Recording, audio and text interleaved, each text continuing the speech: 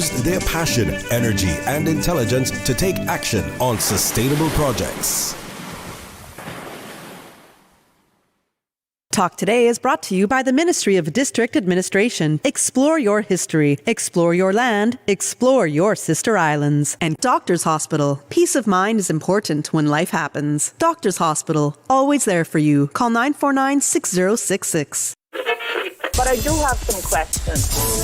There are more questions than answers. Cayman Islands' foremost listeners' participation program. Talk Today.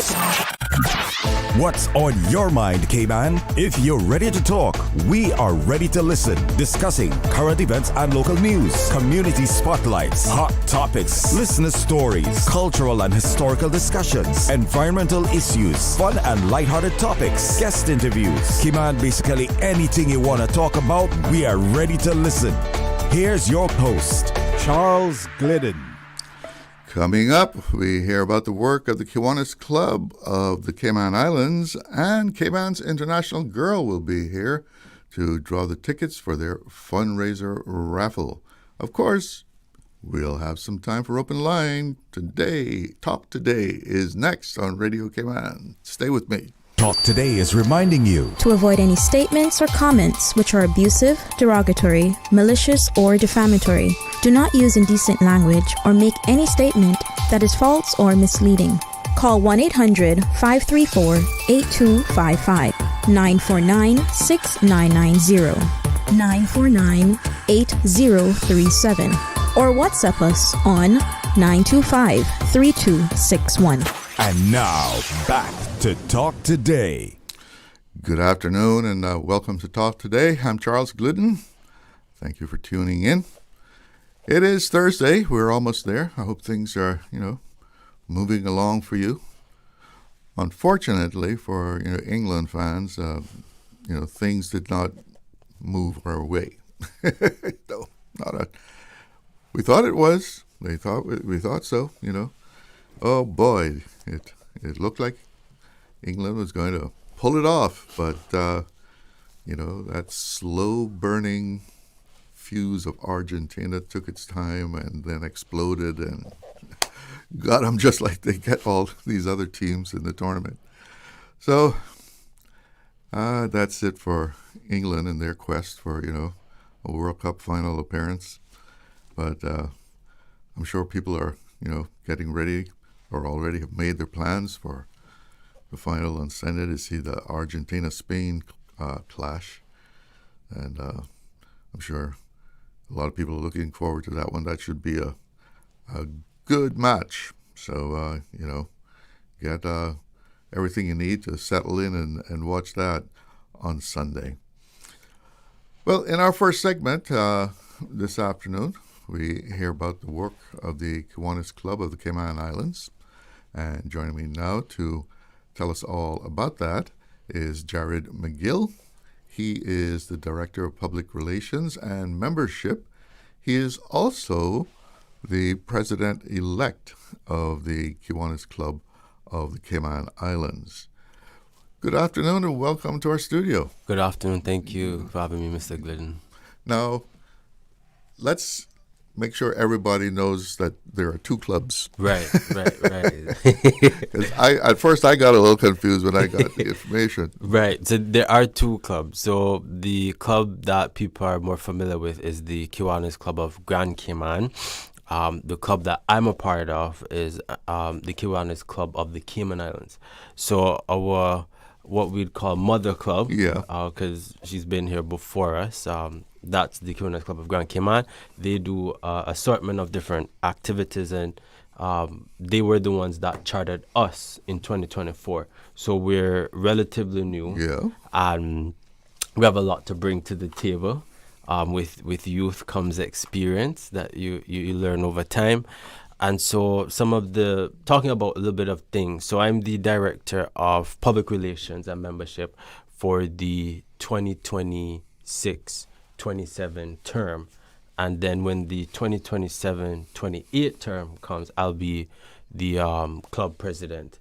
And so what we're here today is to increase our membership drive and to promote our reading program that we'll be having in the respective libraries on Saturdays, the first and third Saturday of each month, starting in September.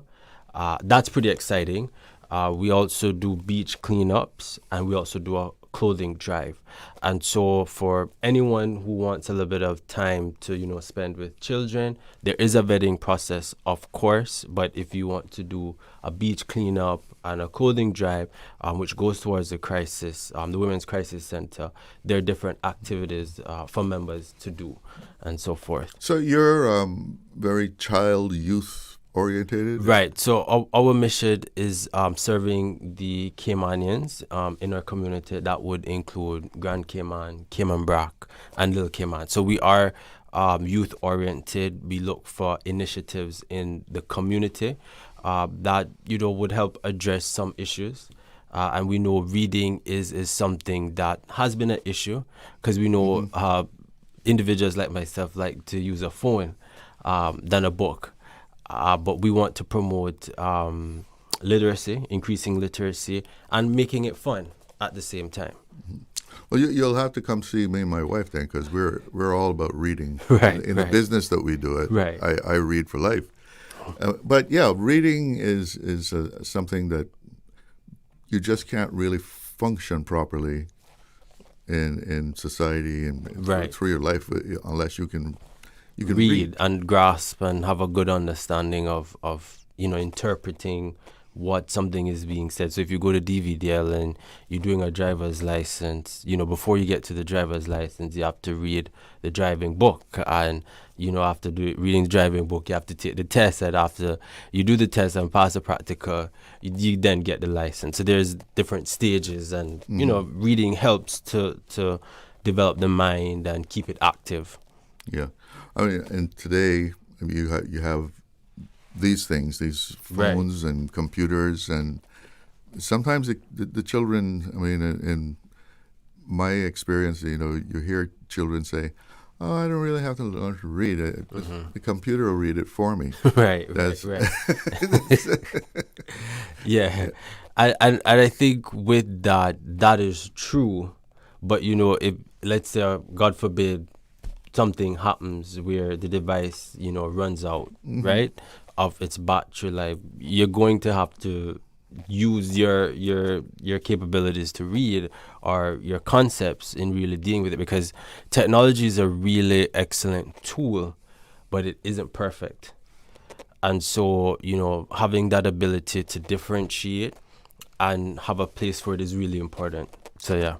Yeah, I mean, you're walking through an airport or something, you have to read. You better know how to read those signs. Right. Or when there's a flight change or a terminal change, if you don't look up at that screen and see where is the flight for Grand Cayman going or for Tampa, you're going to be in problems, because they don't do the verbal notification unless it's time to board.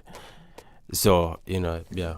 So is the Kiwanis Club of the Cayman Islands, your mission is a little different than the Kiwanis Club of Grand Cayman? Right, yeah. So our mission primarily is, we serve Caymanian children in Grand Cayman, Cayman Brac, and Little Cayman, and our theme is that, children need us. There's different service clubs that have different initiatives, and where we see the need, we definitely tap in. We sponsored the food program, where before the government provided free meals, we used to do that. And since we were able to highlight that need and the government has taken it over, that is good, because we bring awareness to certain things that arise in the local community, and we're seeing the need for reading to be improved. Because with the Office of Educational Standards, there have been dips. When we look at CXC results for math and English, we tend to do a bit better in English compared to maths, but it's not at a level where we're getting 100% where you want to be. Where we want to be. So I think we have to start at the youth level, or primary schools and high schools, and really bump it up, because we're big in community. It takes a village to raise a child. I'm a big supporter of that, and I've benefited from that as well. So this is the approach that we're taking. Now, you mentioned the reading program in the libraries. Right. Is that where you conduct this? Right. So we'll have the reading program in West Bay, Georgetown, and Bordentown. If the demand picks up in East End and North Side, we're prepared to create spaces as well. But Bordentown would generally feed for the Eastern districts, but understandably, North Side is quite a bit of distance from Bordentown, and East End is quite a bit of distance. So if East End can hold the capacity for North Side, we'll do that. Because everybody wants, their individuality. Each district is unique and, has its individuality. So we want to have that respected. So when you go in to the library, how do you approach this? How do you go about helping the children to read? So what we noticed or what we tended is that we didn't want the process to be like in a school. Now, I'm not saying that I didn't like school. I did exceptionally well at school, but I found it very monotone and boring. What we want to really look at is exploring what the individual, or the child, or the teenager is interested in. And so, for me, I liked Hardy Boys. So I liked the action, I liked the drama. We want to see where the child's interests are, and then we look at assessing where they need to get to. It could be that, a child just needs someone to be there with them, build a relationship with them. Could be that the child wants improvement on enunciating or pronouncing a certain word. Because when you're in a classroom of 20, 30 kids, if you say amalgamate or amalgamate, if you're saying it wrong, you're not going to want to stop. Right, because you feel a bit embarrassed. And I think with this unique experience, we provide a more one-on-one with the child, and it's a smaller group as well. So we're looking at addressing certain issues, if for lack of a better word, but it's really just promoting, healthy and positive literacy. All right, let's take a little break here, and we'll be right back. Hear more about the Kiwanis Club of the Cayman Islands. Did you know that Doctors Hospital provides urgent care services 24 hours a day, 7 days a week? And Doctors Hospital's urgent care physicians have access to the most advanced MRI and CT imaging in the Caribbean, providing reliable diagnostics when you need it most. When you need quality urgent care for an illness or injury, Doctors Hospital is here for you 24/7. Whether it's a migraine, chest or abdominal pain, shortness of breath, broken bones, or another urgent need, Doctors Hospital at the top of Walker's Road. Urgent care right now. Cineco's parametric insurance after hurricanes is now available for motor policies. Fixed automatic payouts cover incidental vehicle expenses like fuel, cleanup, and minor repairs. No claims, no damage required. $200 for comprehensive policies or $100 for third-party policies. Available exclusively through Cineco and included with all new motor insurance policies and upon renewal for current policies. Visit Cineco.ky today. Cineco, keeping Cayman covered. Jay and Money and Appleton presents the Jamaica Independence Celebrations on Friday, July 31 at Compass Green with an all-day food fest. Come out for breakfast, lunch, and dinner and enjoy your favorite Jamaican dishes. The nighttime concert features Jamaica's #1 comedian, Dufton Duffy Shepherd, local rising star singer Shay, and all the local dancers and performers, and the Kids Talent Contest. Admission is absolutely free with lots of prizes and giveaways. See you at the Compass Green on July 31 for Jamaica Independence Celebrations. Sponsored by Popeyes, Best Dress, Water, Excelsior Biscuits, Maggie, Suppligen, Grace Foods, Wellies, Rodney's Car Rental, White Construction, General Automotive Services, iCool Air Conditioning, Radio Cayman, and Breeze FM.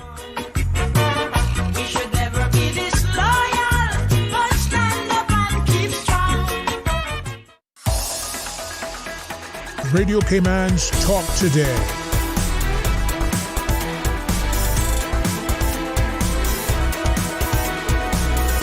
What is on your mind, Cayman? Welcome back.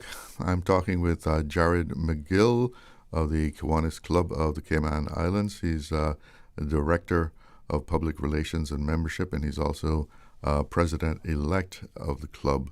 You say you're relatively new, right? And so you're trying to raise your membership. Right. So we have about 30 members currently, and that's increasing because we're having these variety of programs, which is the clothing drive, the beach cleanup, and our primary initiative, which will be the reading program. We need volunteers. And so anybody that's interested in joining our club, they can contact membership kcci@gmail.com. We'll have someone who'll be able to send the details over to them. Additionally, we do have a website, and it is k21407.site.kiwanis.org. So when I was last here, my president had tasked me with some things.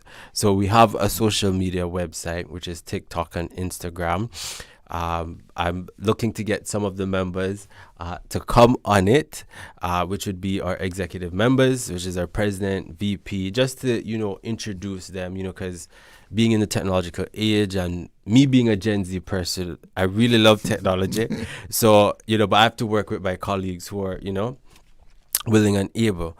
So our TikTok is Kiwanis KCCI, and our Instagram is Kiwanis KCCI as well.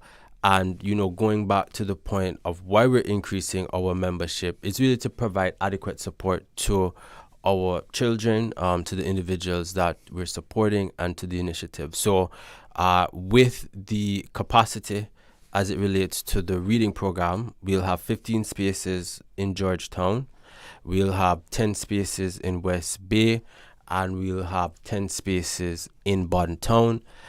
In terms of volunteers that we're looking about 6 volunteers for Georgetown, 5 volunteers for West Bay, and 5 volunteers for Bontown. Now, we have a phone call. I guess someone has a question. If you put on those headphones. Hello, good afternoon. Go ahead. You're on the air. Hello? Hello. Hello. Are you hearing him? Yes, go ahead. Yeah, you don't hear too much about the Kiwanis Club activities in recent years. I haven't heard a lot. But I think, I'd say 35 years ago, they were one of the most active service clubs in Cayman. That is the Kiwanis Club of 7 Mile Beach, and also I guess you call it now, I think the Kiwanis Club of Grand Cayman was the first one that was chartered here. But, just a quick little bit of information here. The Kiwanis Club of 7 Mile Beach for a long time, or for quite a number of years, championed building outdoor latrines for families who didn't have proper facilities, and even building houses.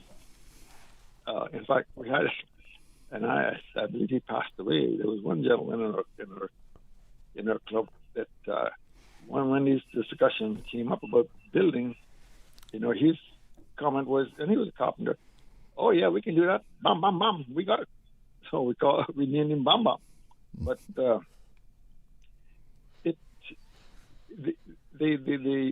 wall that you see around the Georgetown Cemetery, Kiwanis Club 7 Mile Beach built that, championed that.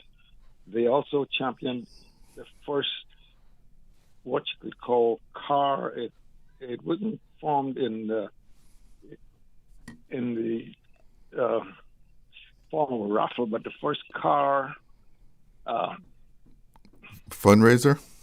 And I guess that's what it was. I remember we had a little Fiat car that we used for the fundraiser.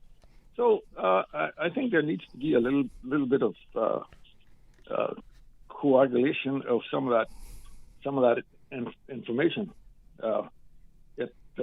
Because the Kiwanis Club, is a very broadly known broadly known service organization.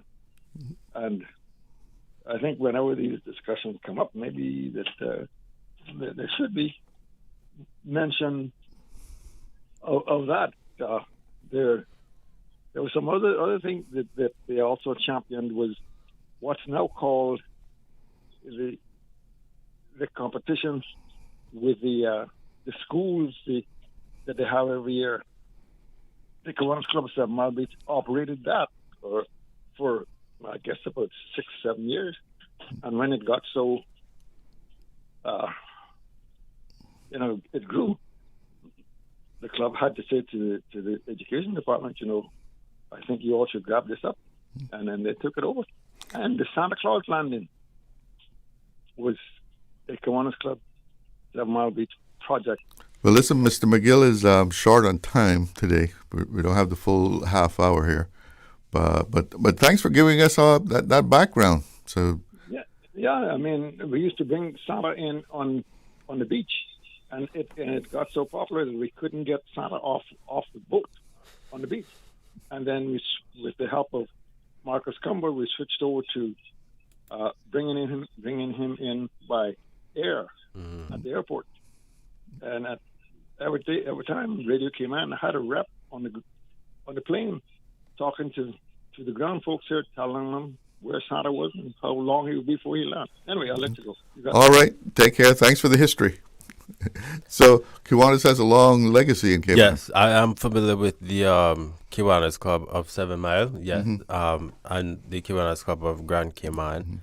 And, we always have a way of setting the trend.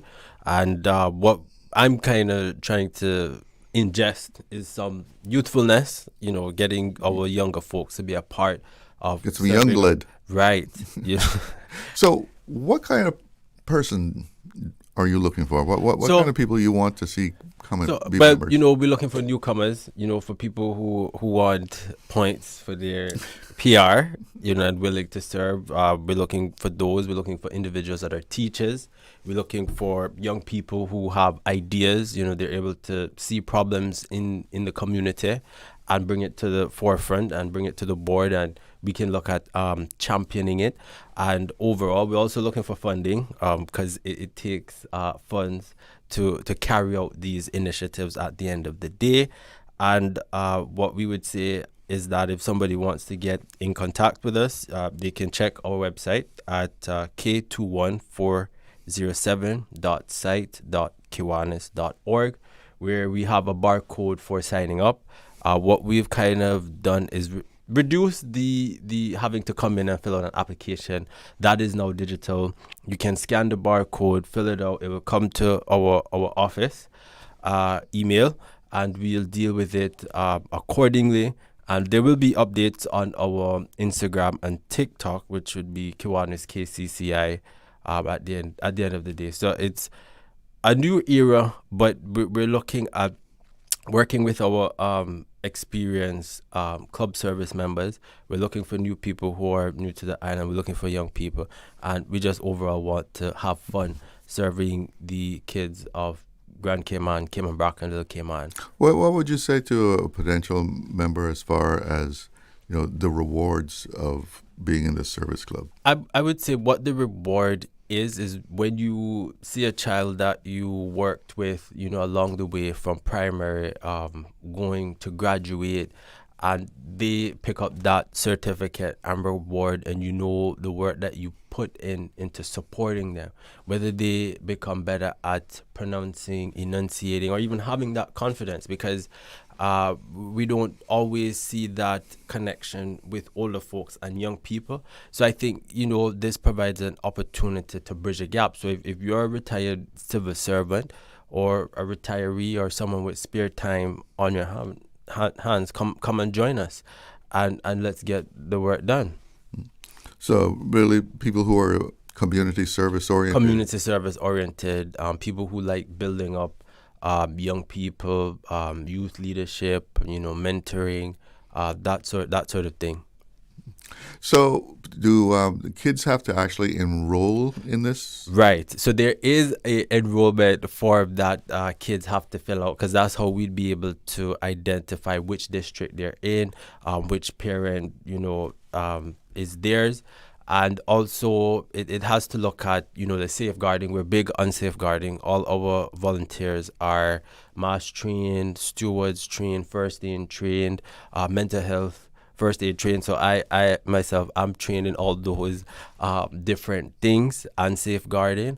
And so when we are vetting both the volunteer, we want to make sure it's a right fit, because I am a no-nonsense person when it comes to safeguarding. So, yeah. So applying doesn't give you an automatic acceptance. Right. So, but for the child, yes, because we're primarily serving the child. But for the adult that is seeking to volunteer, no, it is not an automatic, right? Because you are vetted by a 3-panelist board who receives the application and looks at all the things that you have to offer and look to see if you're a good fit. Okay, tell us a little bit more before we're out of time here about that, your activities. So as I was saying, the different activities, because the reading program isn't the only activity. Yeah. So the other programs are free to open up if you're coming and joining and you want to accumulate some RERC points, immigration points. There is the beach cleanup. There is the clothing drive. So if you have some clothing that you have lying around, you can donate it to us by membership kcci@gmail.com. We do have our annual leadership handover, which usually happens in about September or so. This is where the new board comes on and takes on the mantle from the previous board. And we have board meetings and club meetings and divisional meetings, but that is usually administratively. But the fun stuff, as I like to call it, is the beach cleanup, the clothing drive, and the reading program. And we're all about, serving kids of Grand Cayman, Bratton, Little Cayman. We should be, as the club president, in the next term, I am expecting to be in the rack. Because I think sometimes our sister islands do get left behind, and I want them to be included. So a reading program may be coming soon for them in the 2027 term. Okay.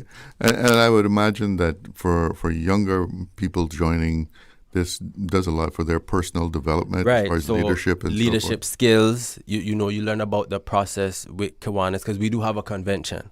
So we are a part of convention of Florida district. We're primary with Florida district. So you have the Jamaica division, you have Turks and Caicos, you have even Florida. So there is room to grow in the leadership from the club level to a national level to an international level. If one sees fit, but it definitely teaches you on, how to bring your skill set. So public relations is my thing, even though I didn't go to school for it per se, but I'm good at talking and presenting. So I've been tasked with being PR membership. And so what I've learned is, to learn the process. You might be new to something, you need to learn the process. If you don't learn the process, you don't know how to carry out when that leadership role is required. So what I've done is that since I've joined in 2024, I've served as director for 2 terms, and now I'm being pushed to be the club president-elect, which means I'm going to be shadowing the club president, see how he does it, learn best practices, what can be improved on, and knowing how to really rally the board to support these initiatives. So let's wrap it up with giving the contacts. The contacts for contacting the board is membershipkcci@gmail.com, and you can contact us on Instagram and TikTok at KiwanisKCCI.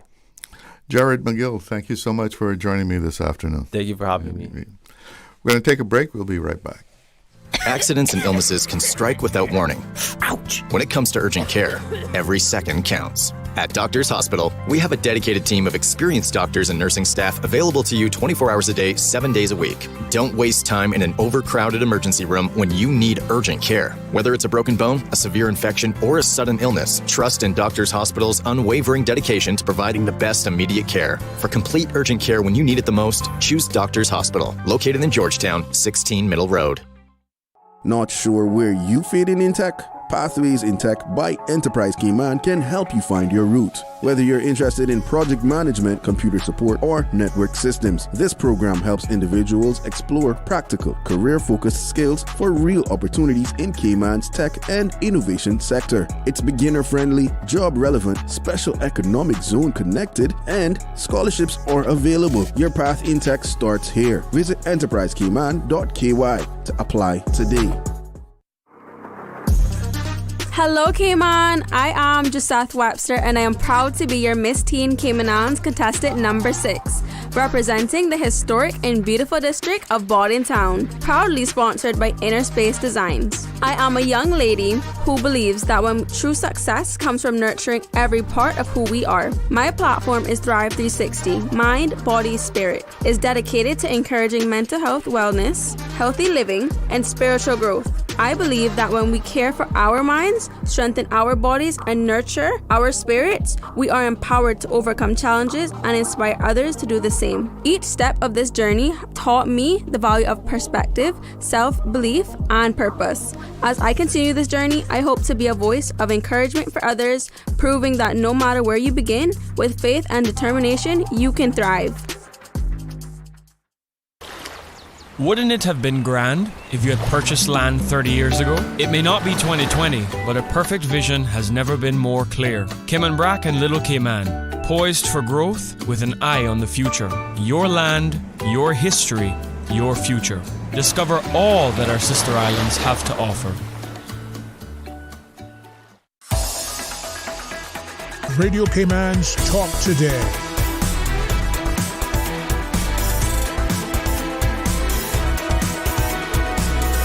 What is on your mind, Cayman? Welcome back, and we have a little time here. We can have some open line if you'd like to call me and chat about something that's on your mind. Numbers to call 1-800-534-8255. That is courtesy of Flo. And you can also reach us on 949-8037. 949-6990, and our WhatsApp number 925-3261. And we could talk about this or that. We got a little time here. We've got about 11 minutes to go, so we could have a little chat. But I was wondering, what is it with all these scams that are going on, right? I mean, every time you turn around, there's another scam. Now, I remember when it was mostly those emails you used to get on Candy Wacky, trying to scare you. Your email is full and it's going to be shut down. Click on the link, and boy, I mean, it used to get like one of those a week. They try to make it look like it was coming, from cable and wireless, and and there were all, the phone calls telling you something about your credit card was going to be frozen or something, and they had to check the number, and if they want to know if this was the correct number for your credit card, because they had to do something with it. But now, lately, what do we got? We got people claiming to be from the Postal Service. And this latest one, they're trying to impersonate being law enforcement, and they couldn't make up their mind. Police or immigration. It was like police, immigration. We're from the police, immigration. And, trying to get personal information from people. So this is getting like really brazen now, because you're actually trying to or they're trying to impersonate law enforcement. But as it's suggested in this article I see in the Compass there, I guess, Cayman has this, wealthy image that we have, I guess, strived to build up. The world thinks we're all rich. If you're from Cayman, you must have money, right? And so, people are out there on the internet and trying to get into your personal information, and even just trying to get you to give up your personal information, because if you're a resident in the Cayman Islands, you must have some money. You're in a wealthy place, so you must be wealthy too. If they only knew, if they only knew how the real story goes, right? But be careful out there. I mean, my basic rule, and I have almost been a victim, So sometimes these people, they know how to do it. And I remember one time I came close when I said, "What am I doing? What? Get the heck out of this! Bang! Hang up!" And they're slick. They can, take you down the trail there, and sound very convincing until sometimes there are some red flags that you got to look out for, and the emails. The emails are awful tricky, and sometimes what can help is looking at what the originating email is. Sometimes everything else in the email will look, with logos and all that, but if you check out what email address it's coming from, you can often find a clue in there that this is not matching up what's in the email itself. And but like I was saying, my basic rule: if something comes to me and I say, "I don't know anything about this," delete. If it's real, they'll probably try me again. But if you don't recognize stuff, don't follow it. And of course, if it sounds too good, it probably is fake. Because when it sounds like, like you can make some money, or, get a trip, or, don't get involved, please. Don't just hit that delete button and let it go. If it's strange, it is strange. So watch out for, the scammers out there, because it looks like we are targeted here in the Cayman Islands. I wonder if any other people have had some experiences. And it's quite embarrassing if you are taken, it's embarrassing and hard to bring yourself to saying, yeah, they got me, right? Because, afterwards, people, you feel silly. Because you say, I should have known. Yeah, that one time that I almost went down the rabbit hole, I said, dang, what was I thinking?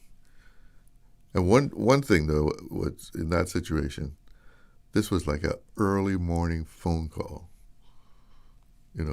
still in bed, and they're talking about, credit cards and stuff like that.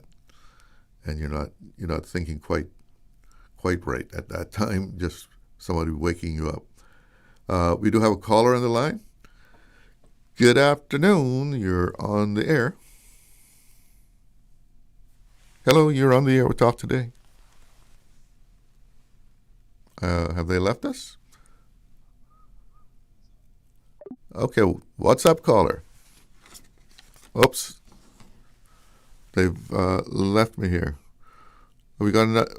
Okay, you're coming back in. All right, let's check out this WhatsApp call here. Good afternoon. You were on the air. Hello. Oops. Oh, that's not a good sound. That little bloop. That's not a good one. But maybe we can connect later on. So coming up here in a little while, we're going to be getting together here in the studio with Cayman's International Girl. And, they've been doing a fundraiser so that these young ladies can travel to Atlanta. And I'm sure you've seen them around the place at grocery stores and such.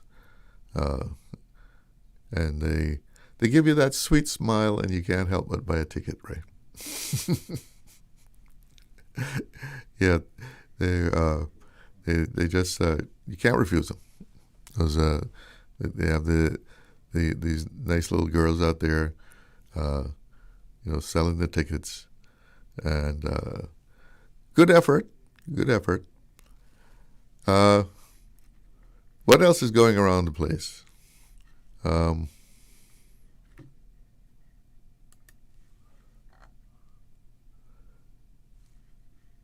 More scammers.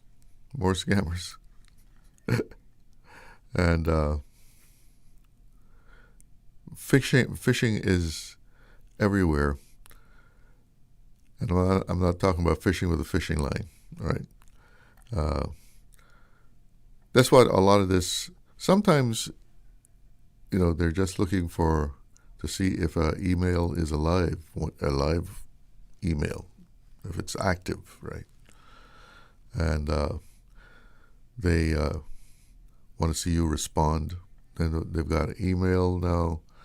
They can use the email for other purposes, perhaps even pretending to be you. But that's the one thing with the internet. It always seems to be, that dark side.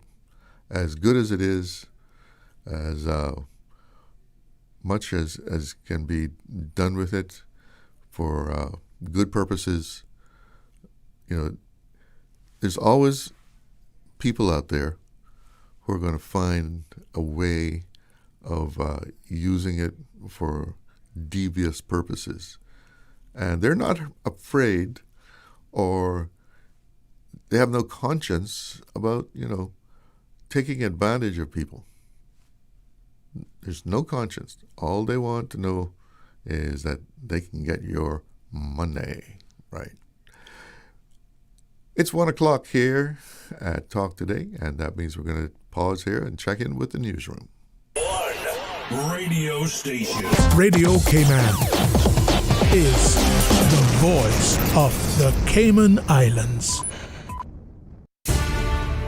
From Radio Cayman's newsroom, this is Headlines. Local, regional, international news. The Headline News is brought to you by Kirk Market and Health Services Authority. I'm April Cummings with your headlines. The Cayman Islands Airports Authority is warning travelers to expect possible flight delays this evening because of SpaceX Starship Flight Test 13. The temporary airspace restrictions should come around 5 p.m. as the rocket's launch passes through the northwestern Caribbean. Flights departing Cayman after 5 p.m., arrivals from the U.S. and the sister island services could all be affected. In international headlines, the United States has officially designated the Juarez Cartel and Los Viagras as foreign terrorist organizations, expanding its crackdown on violent criminal operations in Mexico. The two groups joined several other Latin American criminal organizations already on the U.S. terrorist list as the Trump administration continues to increase pressure on cartel activity along the border. And a new study is raising concerns about how artificial intelligence could influence free speech online. The report finds that some major AI chatbots are more willing to generate criticism of leaders in democratic countries, while refusing similar requests involving leaders in more restrictive governments. Researchers warn this could unintentionally reinforce government censorship and limit freedom of expression as AI becomes more widely used. Those are your headlines. I'm April Cummings. More news available at www.radiocayman.gov.ky. Check out our social media pages: Facebook, YouTube, X, formerly Twitter, Radio Cayman Headline News.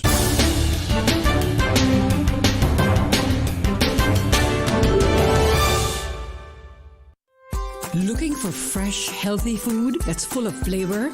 Then you've got to visit Kirk Market. Our dishes are made with fresh, high-quality ingredients. Enjoy vibrant mixed greens or satisfying pasta salads. Or try one of our delicious grill options like blackened chicken, spicy beef steak, or grilled salmon. Looking for something light and flavorful? We've got sushi rolls and poke bowls prepared daily.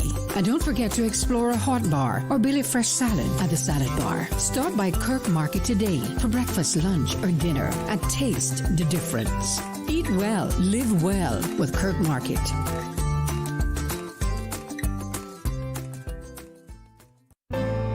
Your Cayman Islands Health Services Authority has been the national healthcare provider of the Cayman Islands for many generations. We have elevated our level of care to ensure you, our patients, have the best possible experience. We offer better access to care close to home with the most locations on all 3 islands, delivering a full range of primary, secondary, tertiary, and emergency care.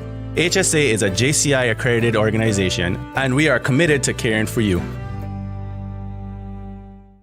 Radio Cayman is pleased to feature this special Sister Islands historical vignette brought to you by the Ministry of District Administration and Lands. Explore your history, explore your land, explore your Sister Islands. Captain Keith Parker Tibbetts, MBE, JP.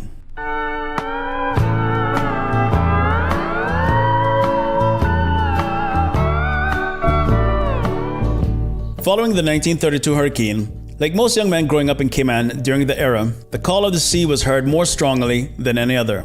Keith Tibbetts Sr. of Cayman Brac was no different. After assisting with the rebuilding of the family home, resurrecting the family car, and helping other relatives and the community rebuild, he built and sold several catboats before going to Jamaica to seek employment as a seaman. In 1936, he joined the Canadian banana boat Lady Somers and eventually found himself involved in the global war effort. Keith participated in the evacuation of Dunkirk in World War II. He served in the Merchant Marine from 1939 to 1940, and then as a seaman gunner on the Jamaica Pioneer. On D-Day, Keith Tibbetts was off the coast of France, manning an anti-aircraft gun. Following this, he joined the Royal Fleet Auxiliary, where he served until his ship was torpedoed and sunk by a German submarine. Following this, he took a job on a tanker, which was home-based in Trinidad for bunkering American convoys, carrying military personnel and supplies to the European allies, becoming chief engineer. Following the war efforts, Keith continued the shipping trade, moving into boat building with his brothers, joining the Trinidad Shipping Company and National Bulk Carriers. This was part 5 of a special Sister Islands vignette series dedicated to Captain Keith Parker Tibbetts. I'll be back. I've got 22 more days.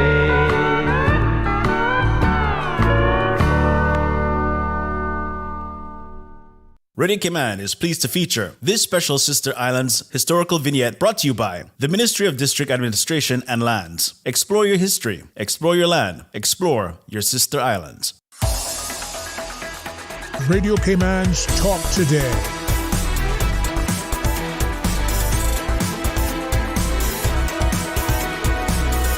What is on your mind, Cayman? Welcome back, and let's get our weather update here. And the afternoon, the forecast is for haze because we have a dust alert. Yes, all islands have the dust alert as well. We also have a small craft advisory for all islands. We can probably get into that a little bit later. Right now, present conditions here in Georgetown, it is 89 degrees. Feels like 108. And winds out of the east-northeast at, about 15.5 knots, and the relative humidity is 7%. And we have, see the synopsis here, an upper level low located over the Florida Straits will continue to maintain cloudy conditions through today as moisture lingers over the Bay of Honduras. However, only a low chance of shower activity is expected as a moderate concentration of Saharan dust trailing the periphery of a high-pressure system lingers over the Western Caribbean. And let's see the forecast for tonight. Cloudy and hazy with a 20% chance of showers. The dust alert remains in effect. Temperatures will be in the mid-80s. Winds out of the east to northeast at 10 to 15 knots, and seas moderate to rough with wave heights of 4 to 6 feet. A small craft advisory is in effect, and small craft should exercise caution over open waters, especially along the eastern coasts. Within the reef and sheltered areas, conditions are likely to be generally less severe than the open waters, but operators should continue to exercise discretion as localized choppy conditions may still develop. And the next low tide is at 5:01 this evening, and the next high at 11:30 tonight. Sunset at 7:05, and the outlook is for continued low chance of showers into the weekend due to drier and more stable atmosphere as the high-pressure system continues to dominate. With the presence of slight Saharan dust, the small craft advisory will be discontinued on Friday. So that's how things are looking weather-wise. And while that Saharan dust, makes the place look hazy when you look off in the distance especially, and, can cause problems with people who have respiratory conditions. It also makes the atmosphere less conducive for, any kind of tropical cyclone development. And speaking of which, the National Hurricane Center has a couple of areas of interest. Got a disturbance off the African coast there, and it has a 10% chance of cyclone formation, but looks like it, probably headed to stay out into the Atlantic. And then there's a disturbance to 20% chance of cyclone formation in 7 days, and that's right now over Florida and along the southeast coast of the U.S. So we'll see what happens with those, but I guess with El Nino and the Saharan dust, they will combine to keep things quiet in the Caribbean, hopefully. Well, I'm sure all of us have encountered, Caymanians who either were born in Cuba, or they were born of Caymanian parents, and then they returned to Cayman after the communist revolution there. And they have found themselves, in the awkward situation where their status as Caymanians was never confirmed. They were given temporary permission to reside and work. And these folks who, were descendants of Caymanians, because a lot of Caymanians went, Cuba back in the days, especially Isle of Pines, and now they have come to Cayman, but their status as Caymanians were never really confirmed, and this has come to light because these days you can't just say who your mama is and have your Caymanian status confirmed, right? You go to do some sort of business with government, or you're applying for a job. You got to prove that you are able to work, and I've even heard of actually Caymanians born and bred, well, you said true-born Caymanians, finding themselves with, well, can you prove that you're Caymanian? And, they really don't. They might have a Caymanian passport, but as you may have heard from time to time, that's a travel document, not a confirmation of being Caymanian. And so these descendants of the Caymanian Cubans,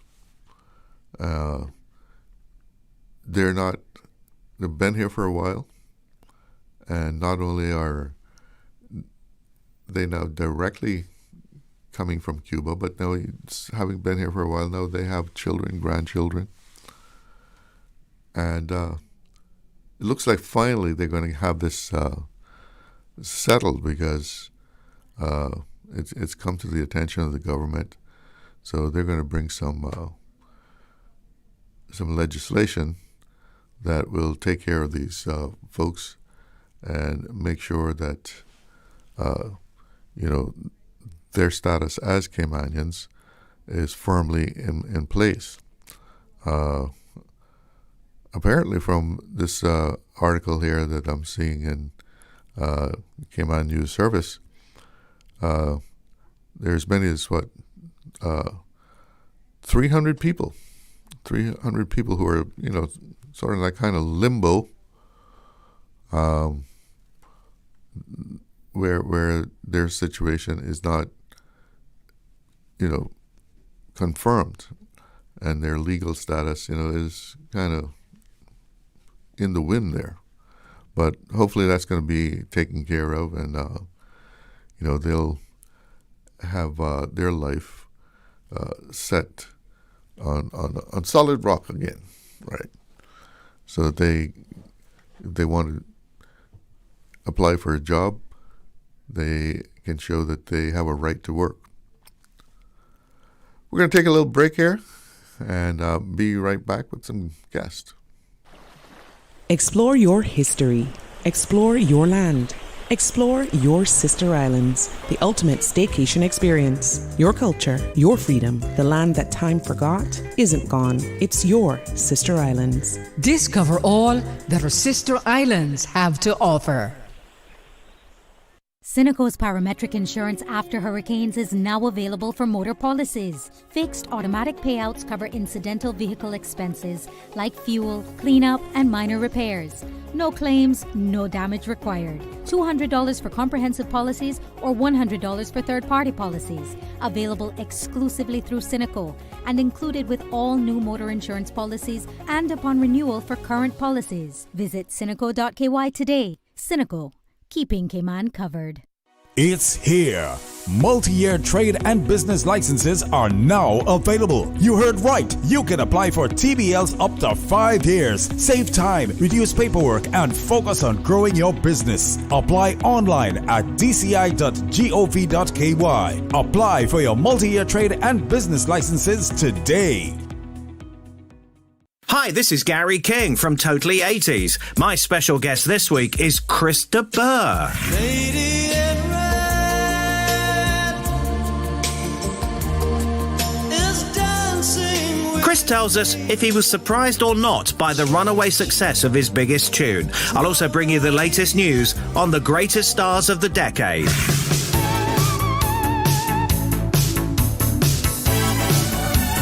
This is Totally News. Heard on Saturdays from 2 until 4 p.m. on Breeze 105.3 and 91.9. And brought to you with the kind compliments of KFC. Radio Cayman's Talk Today.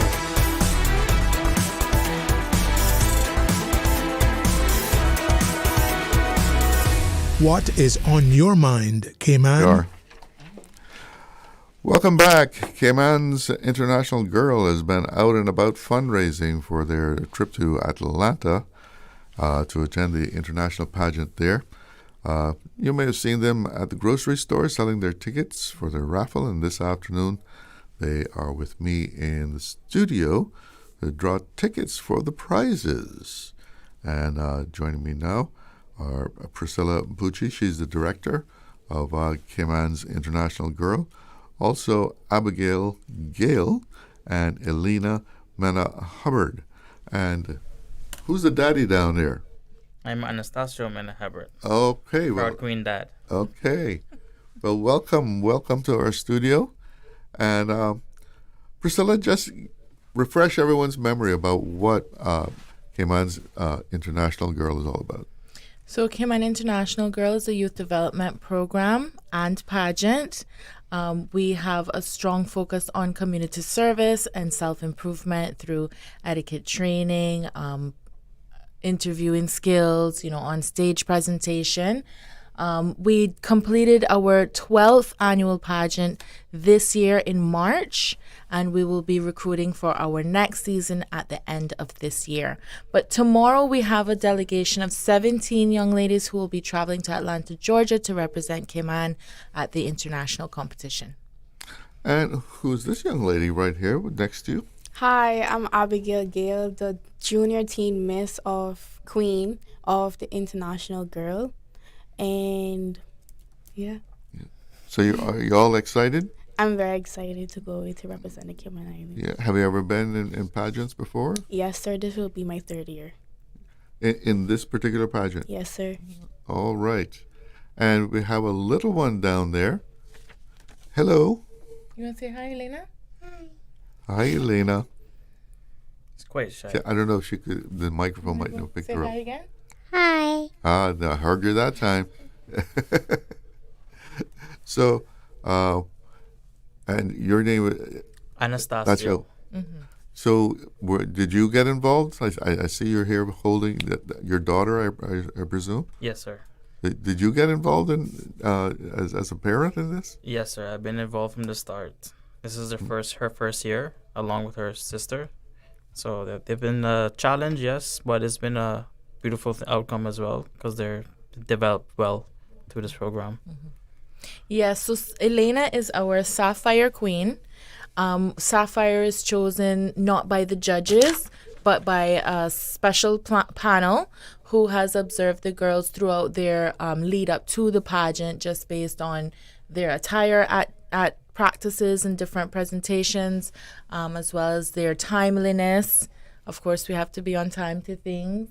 And then for any contestant who is 0 to 3 years old, they do require a chaperone on stage, as well as we require chaperones for all of our events, particularly when we're off-site from our usual practice point. So the age range in this contest is pretty wide? Yes, absolutely. So we go from babies. We've had as young as 6 months old, and then we do also accommodate married ladies with children in our Mrs. category. And I think the oldest contestant to win that title was 60 years old at the time. Wow. Mm-hmm.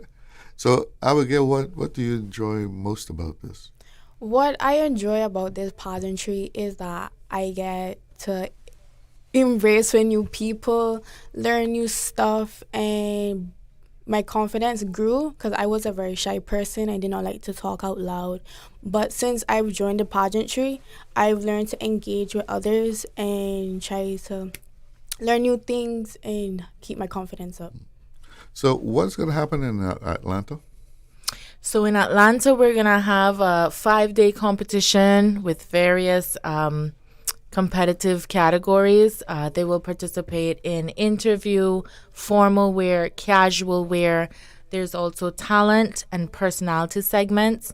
And then we have some additional competitive categories. So we have top model, we have model of the year, and we have entertainer of the year. Okay, quite a list. We also have like photo competitions as well. So a lot of them have submitted photos for Glamour Girl, Photogenic, and there's a few other photo competition categories. And you might have said this, but how many contestants are you sending up to Atlanta?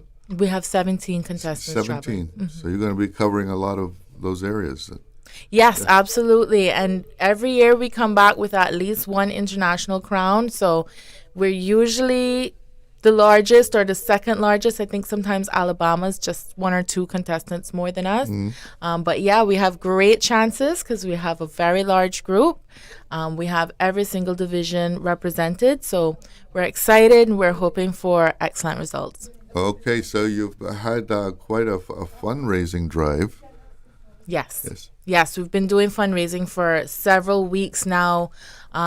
Finally, we're at the end of that. We did one raffle drawing previously. I think that was June. And so this is the end of it all for us in terms of this trip, and this group. But we will be back after the trip to talk about our results and our experience in Atlanta. All right. Now I see you got a lot of ticket stubs here. Yes. Looks like you had a successful fundraiser then. Yes, very successful. We're very, very thankful to our community. Everybody was so generous. I mean, people even commented that they had bought tickets previous week. I have 15 tickets home, but they always supported us. We had baked goods at the raffle ticket sales as well, and so they were buying up our cakes. Some people were just giving donations, just to support the girls. We're very, very appreciative to everybody who participated in one way or another to help them get there. And we have had a lot of raffle ticket purchases. I think it was due to the fact that this year our grand prize was a cruise for 2 in both raffle drawings. So we actually had 2 of those cruise packages donated by Elite Excursions. Jaron Carter, he's an independent travel agent. So I think people were very excited that they could purchase a $5 ticket and then potentially win a cruise. All right, so how are we going to do this? We got a bag of wow, there's a lot of tickets. So we're gonna ask Abby if you can kind of dig it up, shake it up, and then Mr. Chalo if you can pull 31 names out of there. 31 names. Yes, sir. Mine is in there. Shake it up one little bit, Abby. Oh, we have our young Miss Queen, Miss Marley Shims. She's just arrived. Stir it up with your hand, yeah. And so who just walked in? This is our young Miss Queen.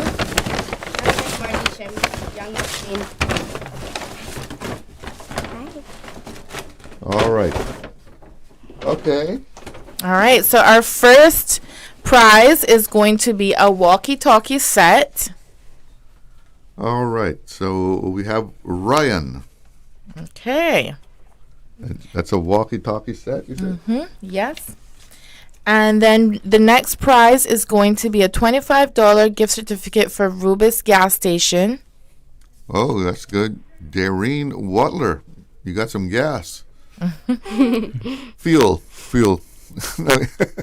Yes, fuel. And then we have a couple of these $25 gift certs for Rubis. So this is another one. All right. Is that Brian? Oh, okay. Charmaine? We'll have to call the... Yes, we will be calling all of our winners. Charmaine. Looks like Charmaine. And Kenroy Kelly. Okay, and another gift cert for Rubis. Phyllis Parchment. Let me move this up here. Maybe I can...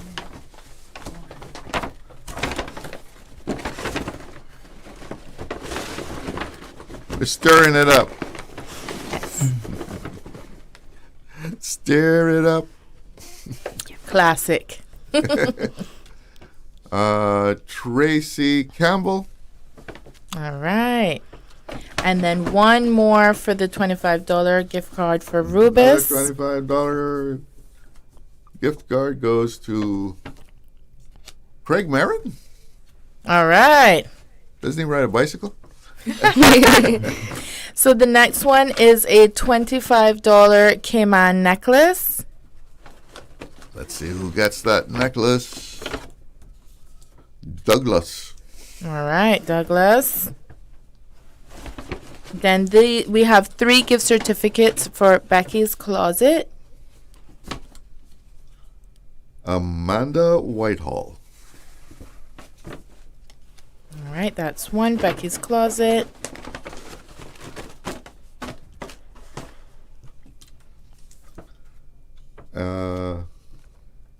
Vivine? Is that what it, or I'm not sure what that says. It looks like Vivian, yes.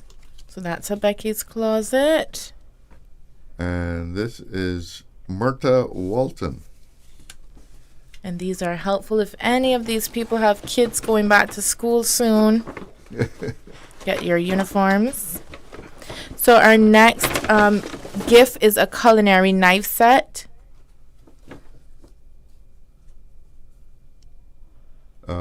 Bird.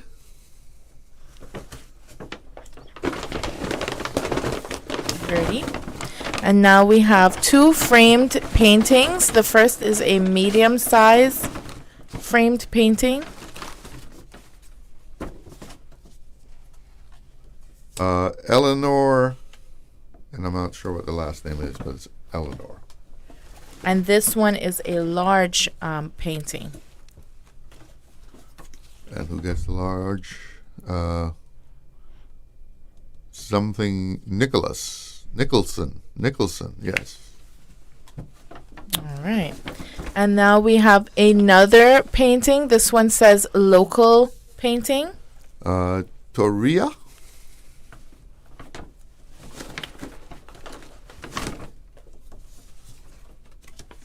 And this is a Kamana Bay gift card. We have 2 $25 Kamana Bay gift cards. And this is David Buttram.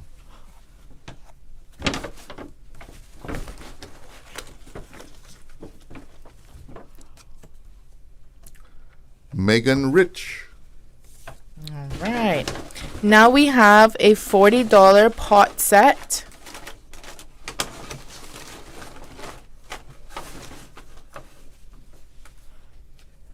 Let's hope they're good cooks.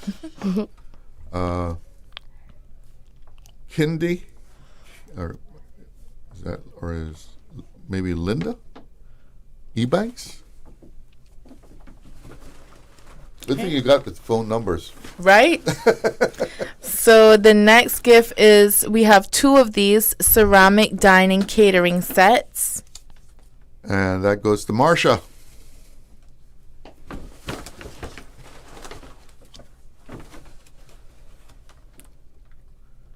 And what's the next one? These are both the ceramic dining Adida catering sets. Okay, so the next one is a $50 voucher for CUC. I'm sure everybody wants that.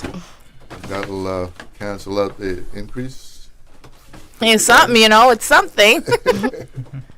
They were supposed to be an average of $50. And this is Alistair. Now we have a $50 gift certificate for Ragazzi Restaurant. Oh, Ragazzi. Got one here. Shannon Carver. All right.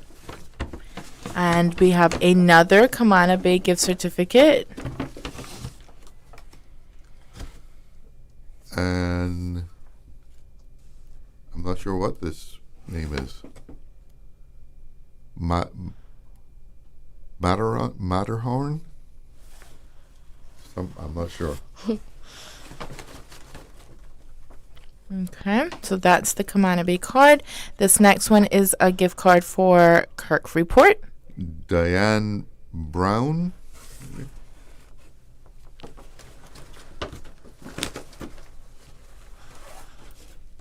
And this is a makeup session by Lady Elements. And a lady got it. Faith Crooks. Perfect. Maybe she'll have a special occasion. So our next prize is a $100 photo shoot by Nick Photography. And that goes to Chantel, it looks like. All right. And the next prize goes to Samantha. And Samantha has won a $150 gift entry to Cayman International Girl. Oh. And this is Adrian. Adrian, I'm not sure what the last name is. So Adrian has won a $275 full entry fee for International Girl. And we have here Tenson Edmonds. Okay, Mr. Edmonds has won a Tire Express tune-up valued at $150.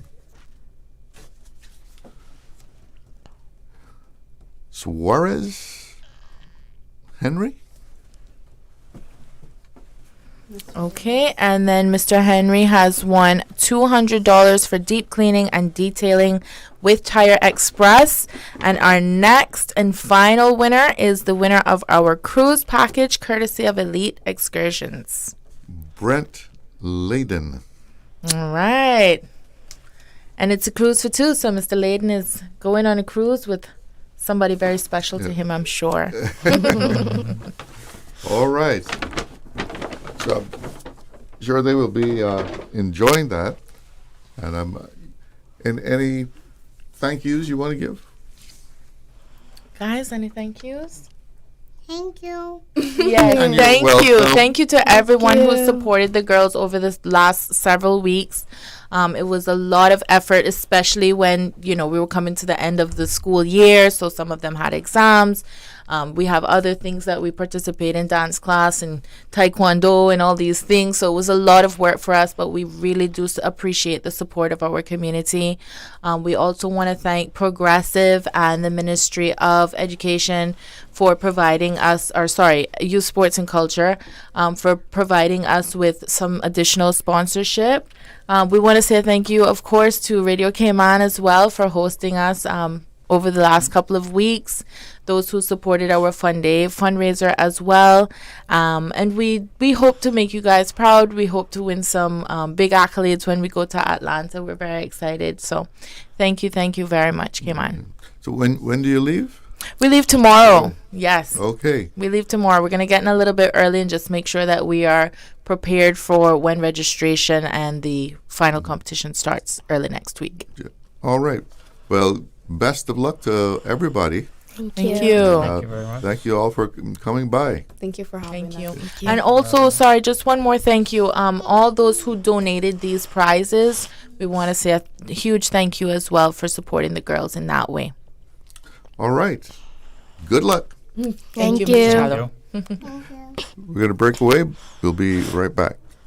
Did you know that Doctors Hospital provides urgent care services 24 hours a day, 7 days a week? And Doctors Hospital's urgent care physicians have access to the most advanced MRI and CT imaging in the Caribbean, providing reliable diagnostics when you need it most. When you need quality urgent care for an illness or injury, Doctors Hospital is here for you 24/7. Whether it's a migraine, chest or abdominal pain, shortness of breath, broken bones, or another urgent need, Doctors Hospital at the top of Walker's Road. Urgent care right now.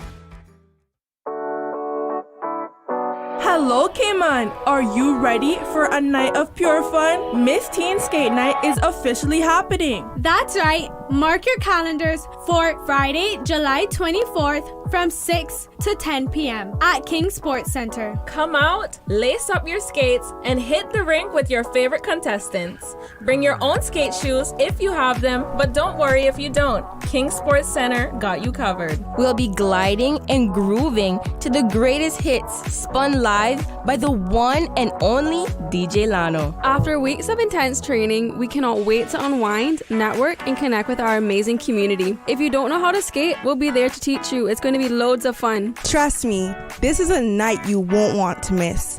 Pay $10 to enter and make some new connections. We'll see you on the rink, Cayman.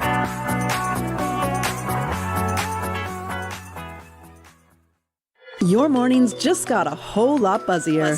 Join me, Kathy Miller, every Tuesday and Thursday from 7:30 to 9:30 a.m. on The Buzz, Radio Cayman's morning talk show with insight, impact, and inspiration, covering business, policy, finance, health, culture, and the biggest local and global issues impacting our Cayman community. With fresh perspectives from younger generations to stories of inspiration from local entrepreneurs. Tune in and turn up Tuesday and Thursday mornings, 7:30 to 9:30 with me, Kathy Miller, on The Buzz. The Buzz.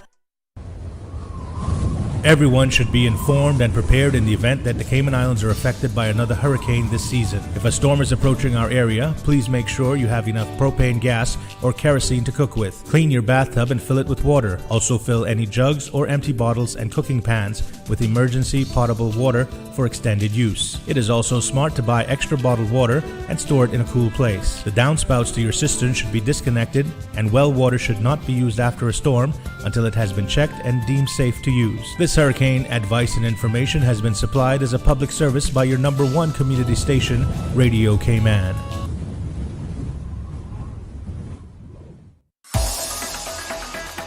Radio Cayman's Talk Today.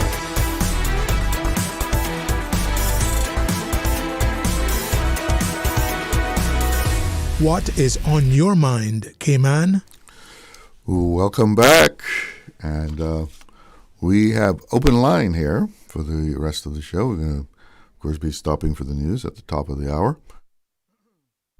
And you want to give me a call, you're welcome to do that. Talk about just about anything. You can reach the studio on 1-800-534-8255. That's courtesy of Flo. And also on 949-8037 and 949-6990. The WhatsApp number, 925-3261. I came across an interesting article in Cayman News Service, one of their viewpoints, where someone writes a sort of editorial piece. And this was written by someone who goes by the Warden of West Bay. And it was about the effect that this, phenomena of Airbnb and VRBO rentals are having on housing in Cayman, because so many people, have gone into renting Airbnb and the like, and which takes the available housing units off the local market. And we can talk about that, but we do have a caller, so let's see what's on their mind. They hung up. Okay. So this article was talking about the impact of Airbnb and VRBO, and they're saying that all through Cayman, whether it's Town, Prospect, or Savannah, houses that were once places for local residents to stay, that they are disappearing because of these Airbnb type rentals. People can rent out a whole house, or they can break it up. Actually rent a room in their house, and that, of course, is I guess what it was saying. Now you have less place for permanent residents when I say permanent residents, I mean people who live here, whether they're on work permit or whatever. They're no longer really residential properties. They're now a sort of hotel property because they are catering to tourists here on very short term stays. And taking this at face value, this is saying that according to the Department of Tourism, the Cayman Islands has just 24 licensed hotels, accounting for roughly 35% of the island's total tourism room stock. The remaining 65%, which would equate to some 1,150 odd properties, they are apartments, condos, villas, guest houses, and a lot of those have been converted from residential housing.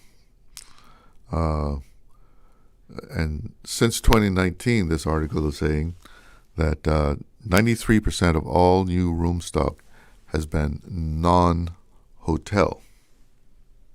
They've been in residential areas. And this competes directly with, people who are looking to rent a house or an apartment, even just rent a room on a long-term basis. Because, we have a lot of people here. They're single, they're on a work permit, looking for, a place to lay their head and eat their dinner and breakfast, and just have a place to retreat to when they're finished their work. They don't want to be elaborate and spend a lot of money, so a room and a bathroom is basically what they need as far as is housing. But now a lot of these places are going to, tourist. And on the other hand, we're saying that we need, 3,000 units, in the short term. And with these houses being taken up, these apartments being taken up for tourism, that means there are less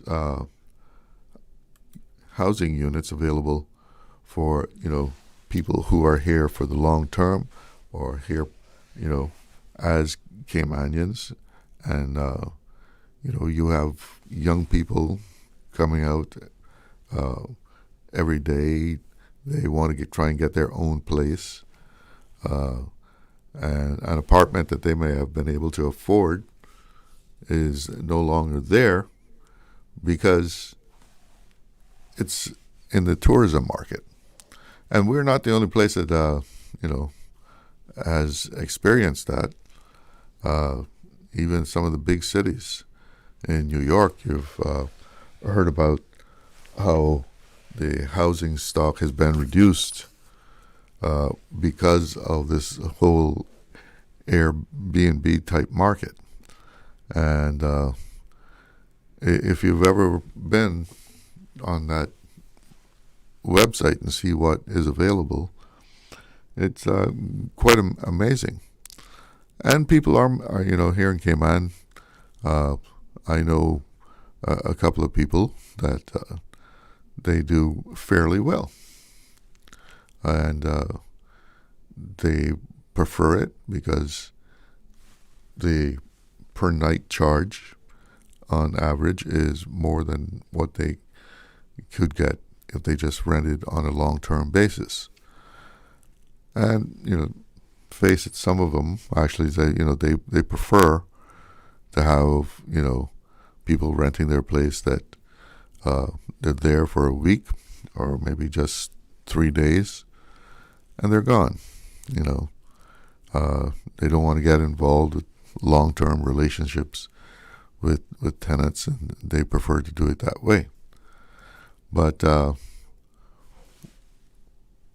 does that, all go down as far as the availability of housing for local residents? Does government step in? I don't know. In some places they have done it. Saying they're going to restrict the number of the Airbnb type places. So what will happen here in Cayman? Well, I guess we have to see how that all works out. But a lot of people gone into the whole Airbnb thing. And how are things looking as far as the conflict in the Middle East? That doesn't seem to be headed toward any kind of resolution whatsoever. They're gone into a very hot war again. I think everybody's forgotten about a ceasefire. And now I see here in Reuters, Iran tells the Houthis to close Red Sea gateway if U.S. hits power network. The U.S. has expanded their strikes into Iran, and Iran is threatening to, turn over the table in the Middle East by causing chaos with the U.S. allies in the area. And this is sort of developing into something that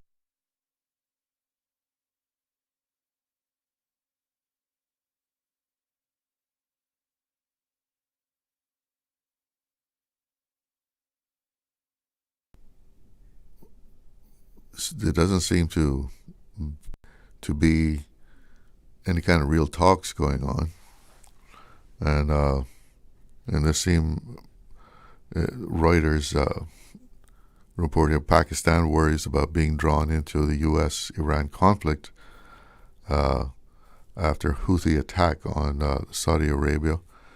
That even kind of indicates, a spreading of the war, right? And I'm talking about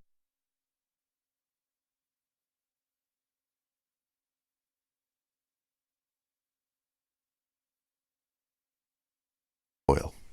We do have a caller on the line. Good afternoon. You're on the air with Talk Today. Hey, good afternoon, sir. Good afternoon to all the listeners. Good afternoon. Yes, sir. We're involved in a project here. I can hardly hear you, though. Can you hear me now? Yeah, that's better. Yeah, I'm out on Scott's Dock now at West End. So Scott's Dock is the most important dock for Cayman Brac for both launches and fishermen coming in and going. It's the most important, mostly used, and also for the fire service to launch their boat whenever I have a rescue out at sea and they go out there, they have to launch from this ramp.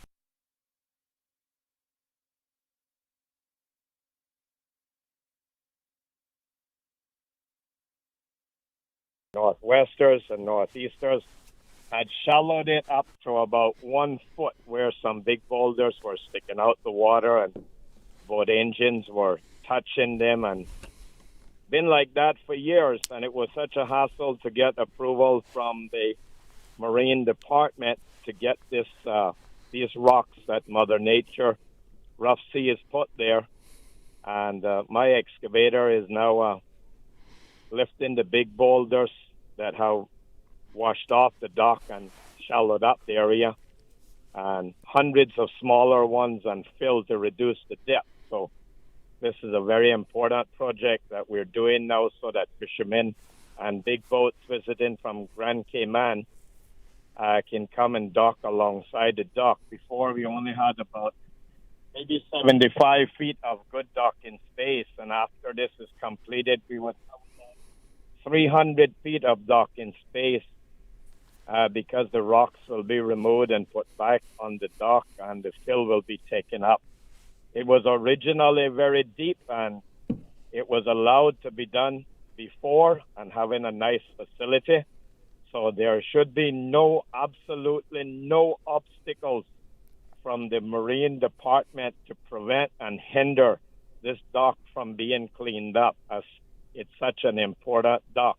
That's what I want to say to them. Whenever it needs maintenance to clean out alongside the dock, you go ahead and grant permission without delay. We don't need no harassment about waiting to get permits to clean up alongside Scott's dock, which is the most important dock. Is that a private dock?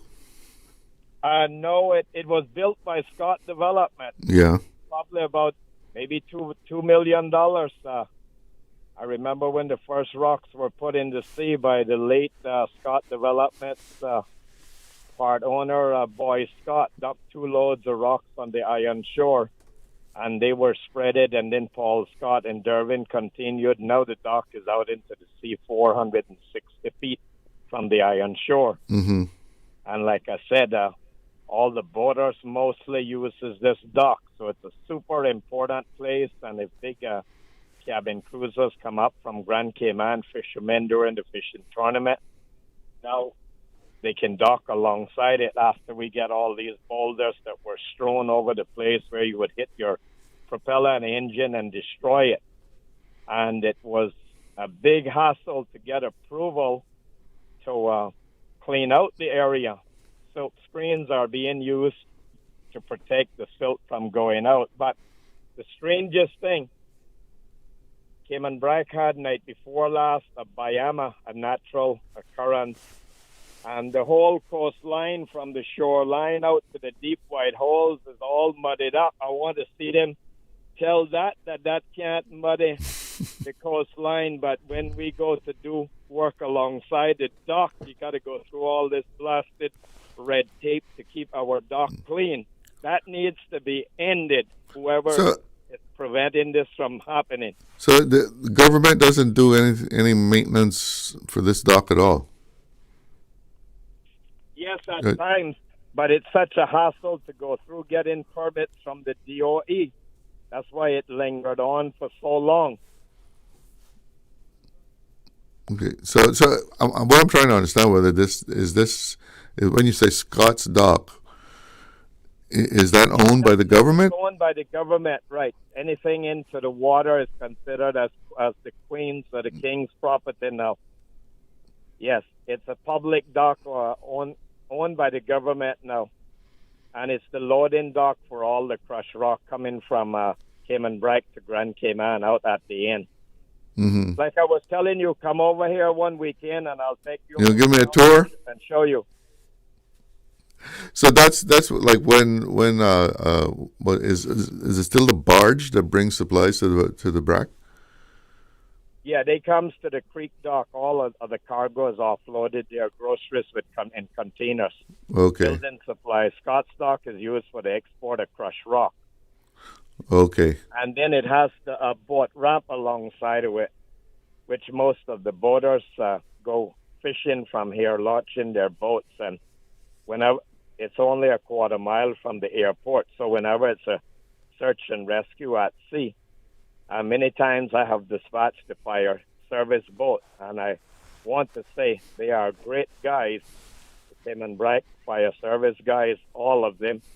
Whenever I get a response, an emergency at sea, they act on it right away and launches their boat and goes out there and do searches or assist whatever, or whoever needs to be towed in or whatever. The Cayman Brack Fire Service, they do an excellent job in assisting distressed people at sea. And that ramp is one of the most important ramps on Cayman Brack. And these rocks were an obstruction to approaching the ramp. So that's where everybody launched their boat from? Majority of people, yes, from the western district, say from midway of the island, from Stake Bay down. Yeah, majority of people launches here. So when you get finished with it now, it's going to be back to the original depth? Yes, to the original depth after we get all of these rocks out from alongside. Some of them is 50 feet away from the dock, and they have two divers that is attaching straps to the big rocks and connect it to my excavator bucket. We drag it in closer and then grab it with the bucket. And some we took up to this morning, I would say about 5 tons, roughly 10,000 pounds. And now they're placed in the appropriate place alongside the dock.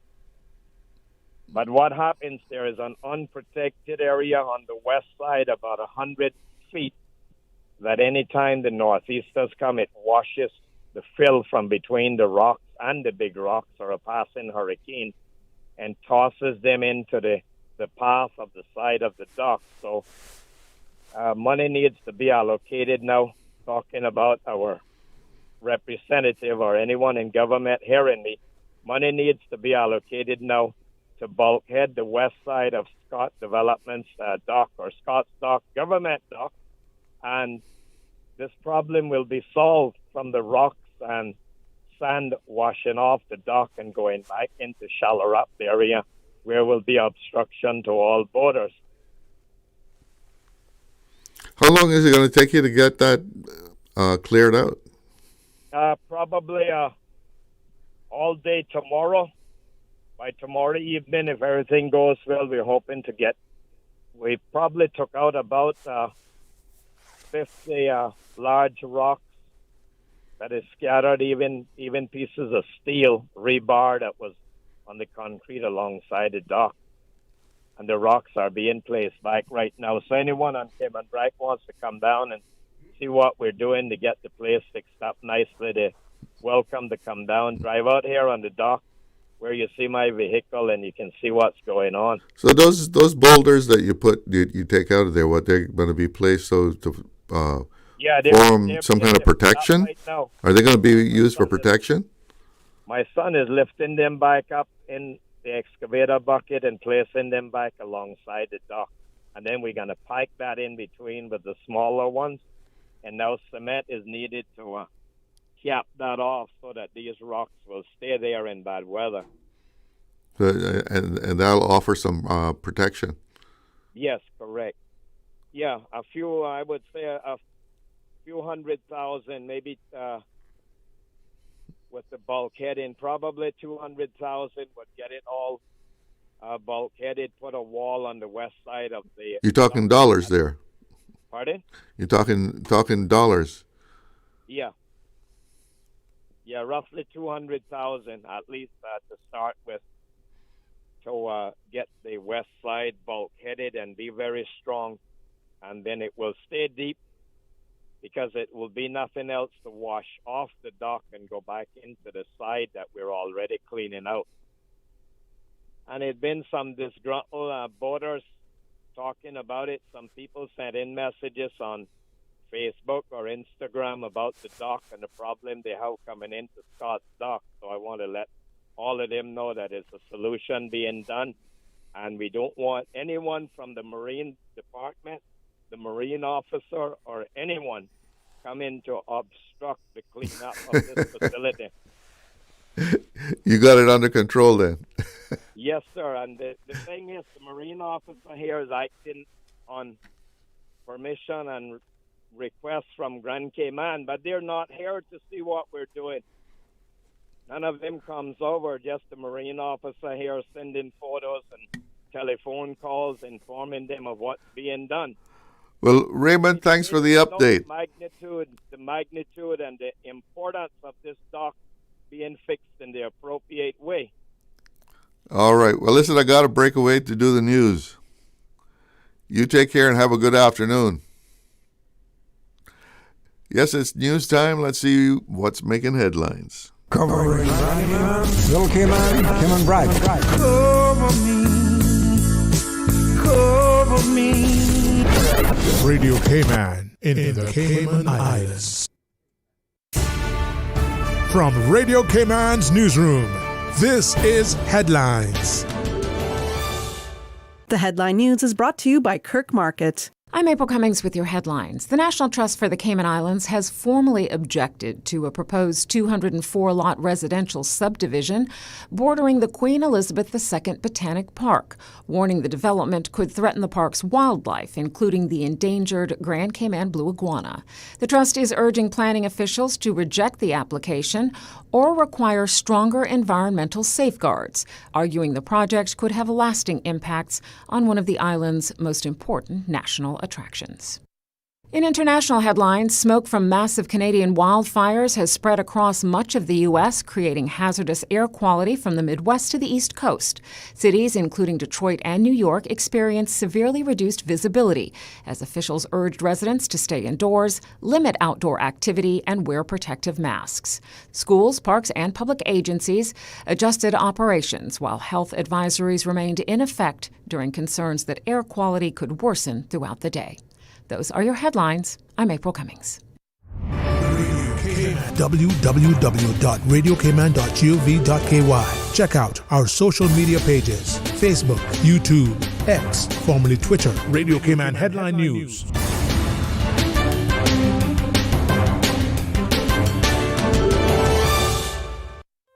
Looking for fresh, healthy food that's full of flavor? Then you've got to visit Kirk Market. Our dishes are made with fresh, high-quality ingredients. Enjoy vibrant mixed greens or satisfying pasta salads. Or try one of our delicious grill options like blackened chicken, spicy beef steak, or grilled salmon. Looking for something light and flavorful? We've got sushi rolls and poke bowls prepared daily. And don't forget to explore a hot bar or Billy Fresh salad at the salad bar. Stop by Kirk Market today for breakfast, lunch, or dinner and taste the difference. Eat well, live well with Kirk Market.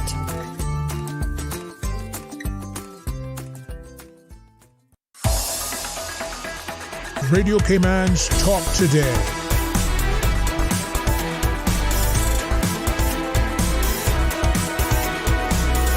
What is on your mind, Cayman? Welcome back to Talk Today. Let's get a little weather update here. And we've got a small craft advisory in effect, and also a dust alert. And that's both of those are for all islands. Here in Georgetown, the current temperature 89 degrees, feels like 110, with winds coming out of the east-northeast at just about 14 knots, and the relative humidity at 78%. And let's see what the synopsis is saying here. Upper level low located over Florida. The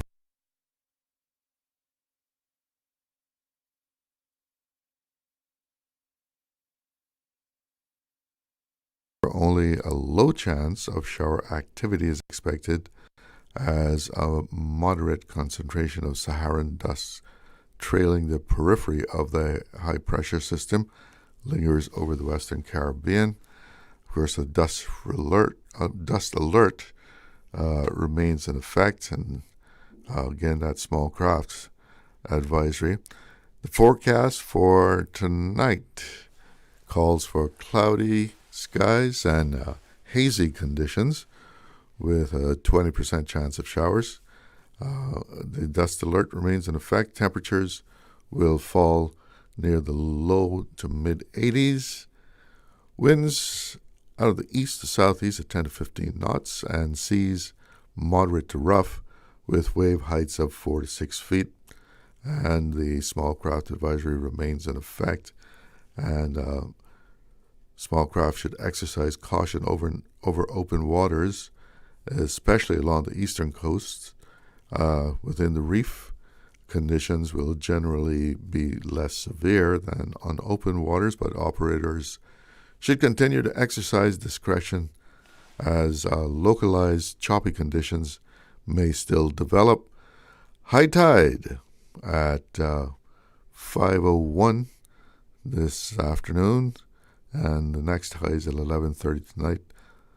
The outlook is for continued low chance of showers into the weekend due to a drier and more stable atmosphere as the high-pressure system continues to dominate with the presence of slight Saharan dust.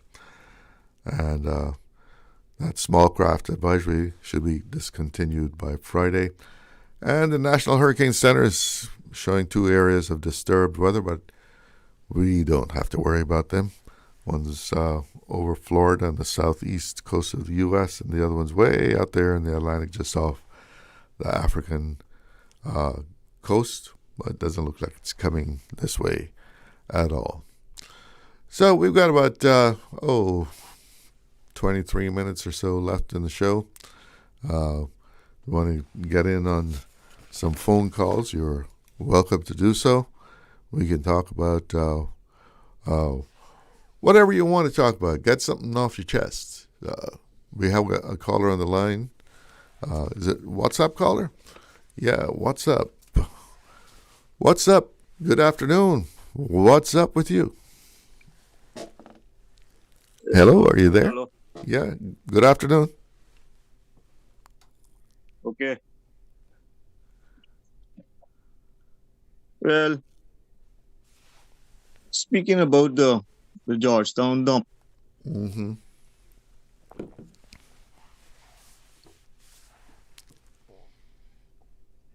for over 40 years,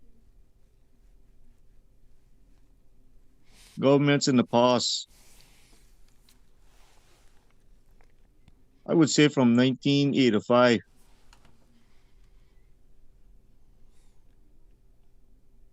and all the different governments we've had in the past since then, 85, 95, 2005, 2015, 2025. There are many governments we had in between all those years. And they allowed the garbage dump.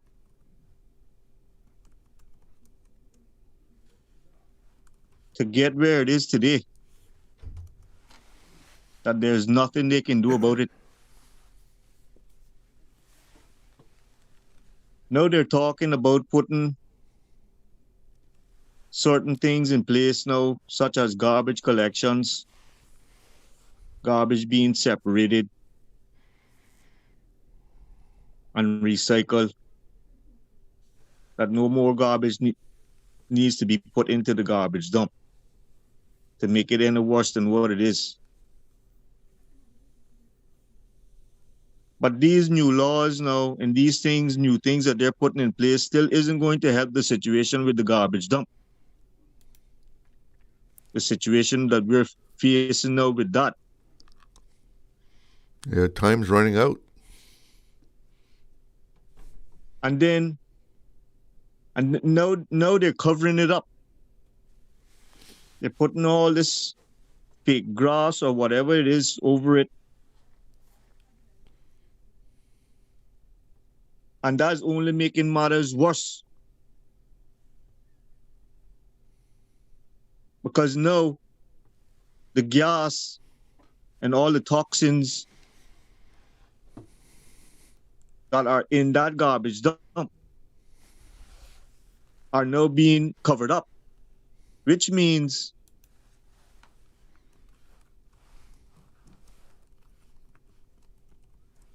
it's not being able to let out those gases,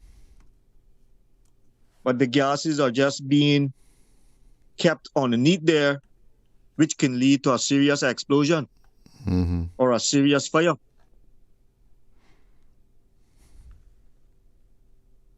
Then that situation then puts the lives of the firemen in serious danger, and it puts the health of residents in serious danger. But the bad part about it took 40 years for that garbage dump to get like that. And the governments didn't do anything about it till it got to a situation where it's so bad now, they still can't do anything about it. Now they're making laws now and putting things in place that no more garbage has to go into the garbage dump.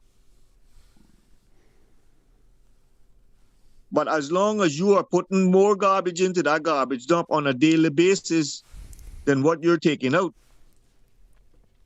the situation is just going to continue to get worse.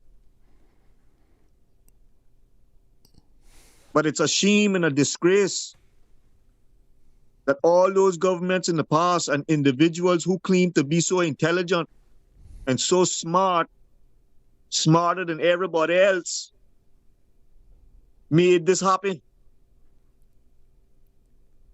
And this is the same thing that's going to happen when it comes to the cost of living. They're going to continue to ignore what is causing the cause of the cost of living to go up so high that people aren't able to survive. They're going to allow the cost of living to get so high in Cayman that they're not going to be able to do anything about it either. That is exactly what's going to happen again. Thank you very much. All right. Thanks for the call. I think there's some areas that are vented in the landfill. Probably not as much as what they should be, but from what I've read, there's some venting of those gases that are being produced, and I guess that helps. But we all know, we've heard the stats on it. At one point they were saying 5 years of capacity, and that was not yesterday that we heard that.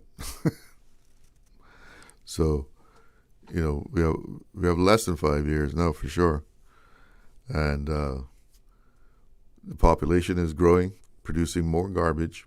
Yep, and some kind of definite plan has to be put in place to deal with it. And the caller was right. I mean, it was like over those years, no one really took it that serious. We have another caller on the line.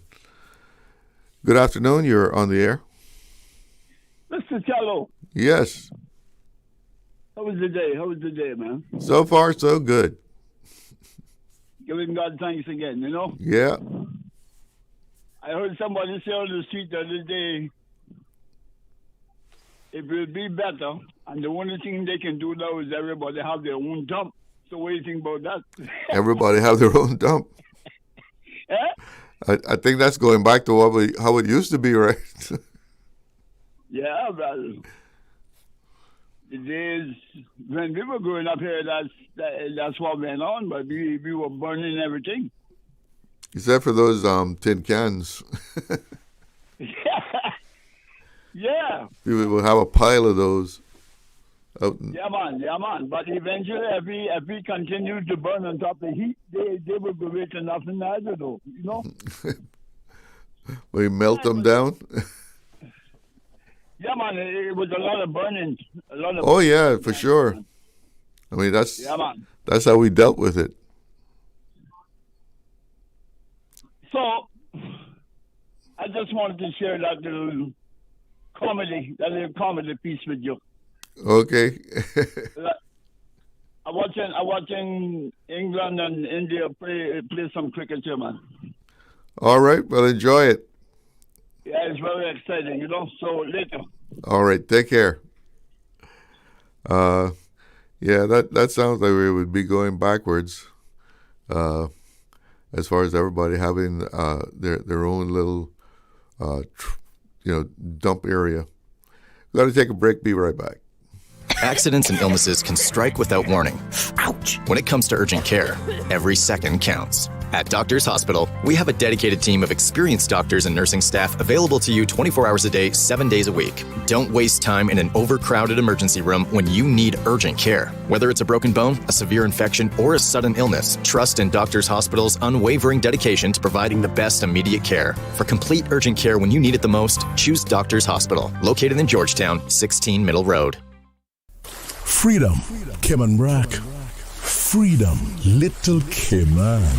Soft breezes, blue waters, no traffic. Unwind and rejuvenate your mind, body, and soul. Sister Island Staycations, a taste of freedom. Discover all that our sister islands have to offer. Water Authority Cayman wants to hear from you. Complete our quick, anonymous customer survey online and enter for a chance to win a $500 Water Authority Cayman gift certificate. To get started, visit waterauthority.ky or see your June billing statement for a link to the survey. It takes only 5 minutes. The survey closes July 22nd. Your feedback helps to shape the future of water and wastewater services. Have your say today at waterauthority.ky. Housing in the Cayman Islands affects families, renters, first-time buyers, seniors, and vulnerable residents. The Cayman Islands Public and Affordable Housing Policy and 10-year strategic plan provide a coordinated framework to improve housing access, increase supply, and guide phased implementation over time. Public presentations are being developed and will provide opportunities for the community to learn more about the policy and plan. Learn more and get the facts at gov.ky/housing plan. A message from the Ministry of Planning, Lands, Agriculture, Housing, and Infrastructure. Go placidly amid the noise and haste, and remember what peace there may be in silence. Hi, I'm Tommy from TCE Paint Shop. Growing up, my favorite programs on Radio Cayman was News Hour, The Request Hour, then followed by The House of Gold with the Kincaids. I remember listening to this with my grandmother on her cistern back in 1976. Happy 50th anniversary, Radio Cayman, my choice for radio in the Cayman Islands. Radio Cayman's Talk Today.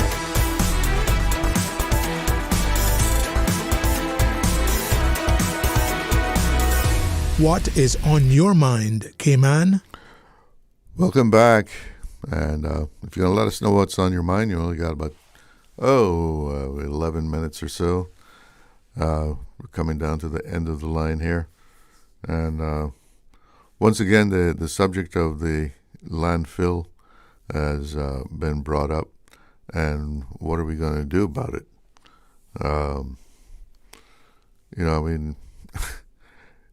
It seems like what we really need is, to find a new location and let's do it right, whatever it is we are going to do.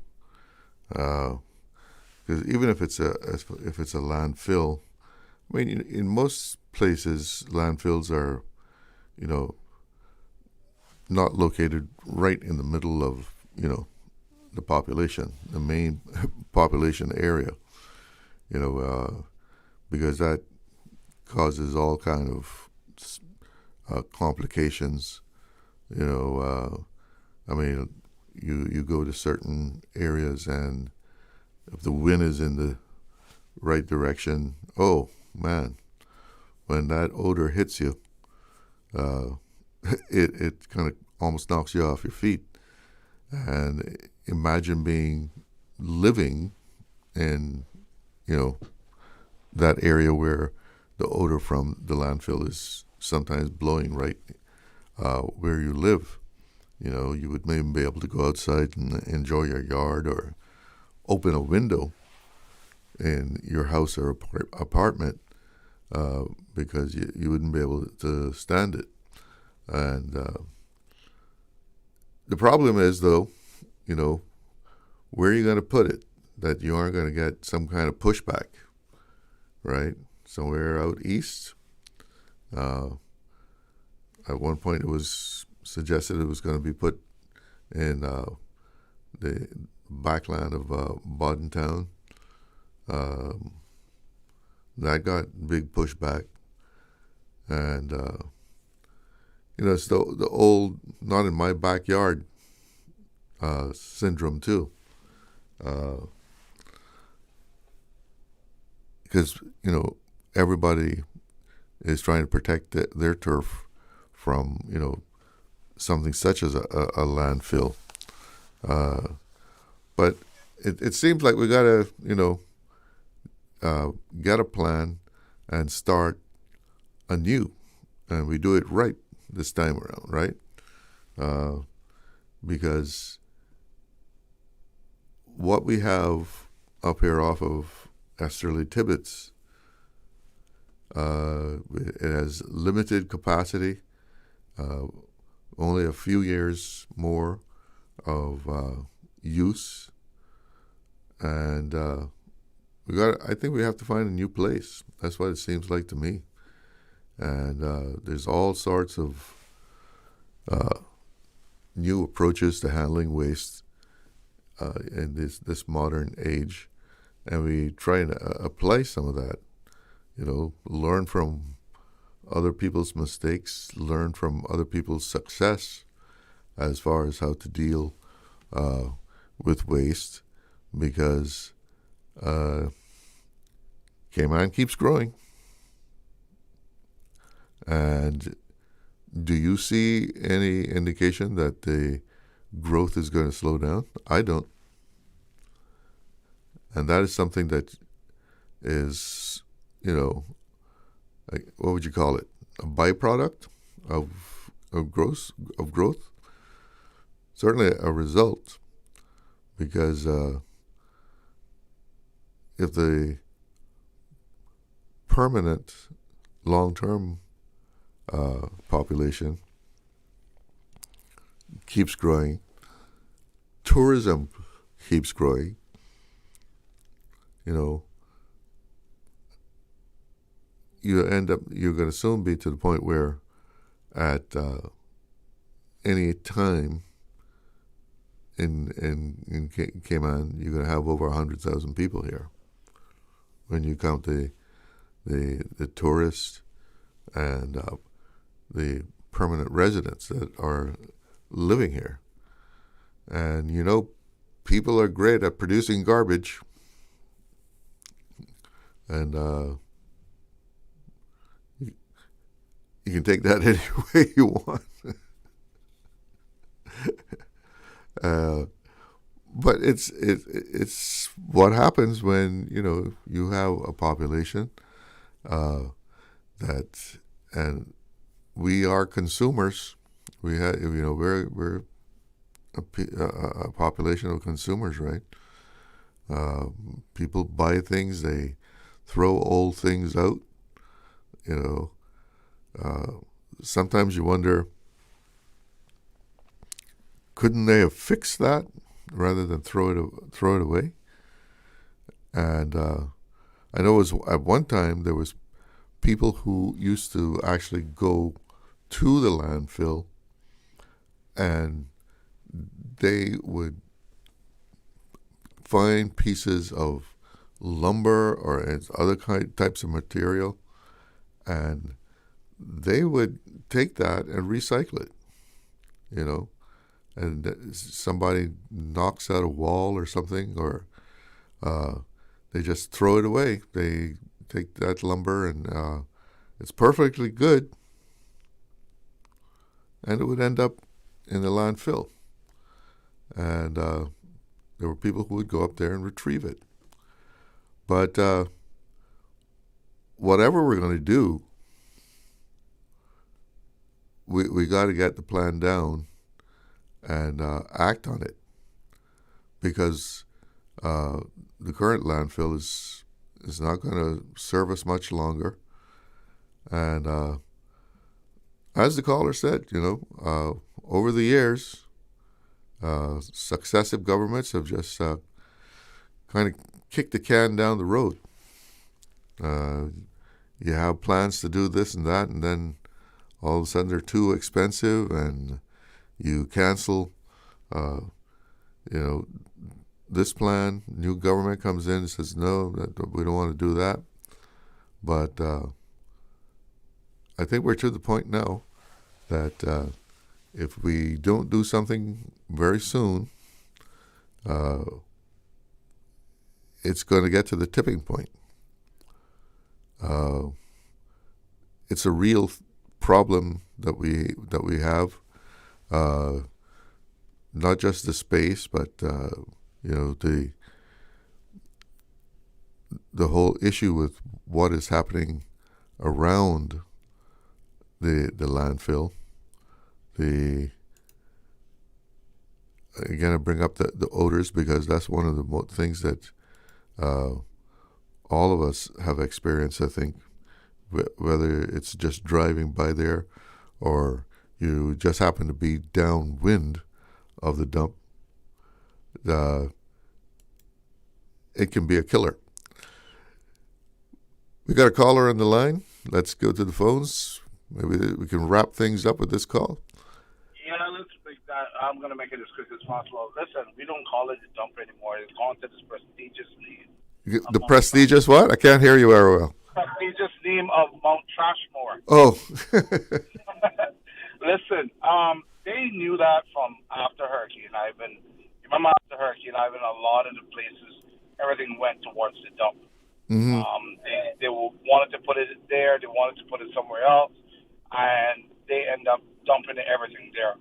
Unfortunately, I don't think they have a plan in hand, because every time they make a plan, somebody else comes and say, well, this dump has to be fixed under my name, so I'm going to scrap whatever plan that this brother had, so let me do it this way. And then it takes them 4 years, and now this person might get back into the government and say, I don't like what he did, so let's scrap it instead of fixing the problem. And every time that catches on fire, the good men and women at the fire department have to put their life and health at risk going fighting that fire. And people don't understand that. The bacteria and the germs and putting stuff at, putting the fire department officers through that's ridiculous. You know what I mean? Someone should be held accountable for that as well. Yeah, didn't the last big fire they had, didn't a couple of firemen end up in a hospital? Yeah, and a lot of one of the things they don't know is that I know a few that have had respiratory illness because of that dump. Yeah, not surprising. So, I mean, who do you charge for that? Because you knew that it was supposed to be fixed a long time ago, but that's risk of having that type of job. But at the same time, you could litigate that type of risk by fixing the problem. Stop kicking the ball down the problem and be like grown adults and everybody put their head together, because they like to run off and say, oh, this is our Cayman and this is your Cayman, but why is it you can't put your head together and the left and the right get together and say, fix our island? You know what I mean? The other thing that you were talking, just briefly, what you were talking about earlier was about people doing Airbnb. One of the reasons why people are now going into Airbnb is because the cost of living, like you said, is so expensive and ridiculous. People do not want to lose their homes. Mm-hmm. You understand? So that's the way of making some income. Yeah. That's the only way of putting income and putting food on the table for their children. So I know a couple of people who have, put a little place in the back of their house and rent out their whole entire house to turn it into Airbnb, because every year the bank interest rate is still going to go up and up and up. And the banks are not looking for the best interest for the Caymanians. And the second of all, the banks are pulling out. Most of the banks are pulling out, or buying out each other, and then still making the interest rate go up. So, it's a way of them making a living. But I will leave you with that, and you have a wonderful. Today's Thursday, already. Yeah. The day before Friday. All right. All right. Thank you so much for the call. And it is 2:30 here on Talk Today, and that means I got to wrap it up and make way for some music for the afternoon. Thank you all for tuning in and calling in. Have a great afternoon. I'm Charles Glidden. One love. Talk Today is brought to you by the Ministry of District Administration. Explore your history. Explore your land. Explore your sister islands. And Doctors Hospital. Peace of mind is important when life happens. Doctors Hospital. Always there for you. Call 949-6066.